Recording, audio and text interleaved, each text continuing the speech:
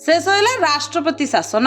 मणिपुर को मिलिला नुआ मुख्यमंत्री। मणिपुर बीजेपी विधायक दल नेता युमनाम खेमचंद सिंह बुधवार राज्यर नूतन मुख्यमंत्री भाव में शपथ ग्रहण करिसेंती। जातिगत विवाद प्रपीड़ित राज्य में प्राय 1 वर्ष पर राष्ट्रपति शासन शेष होईछि।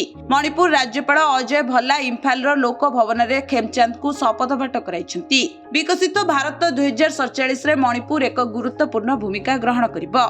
मणिपुर में 36टी संप्रदाय अछंती एवं आमे राज्य रे एक शांतिपूर्ण वातावरण आनिबा को आशा करूछु बोली शपथ ग्रहण समारोह पर कहिसंती नुआ मुख्यमंत्री। अपरपक्षे क्षमता बंटन चुक्तिर एक अंश भाव में कुकी संप्रदायर नेमचा किपगेन को उपमुख्यमंत्री भाव में नियुक्त करा जायछि।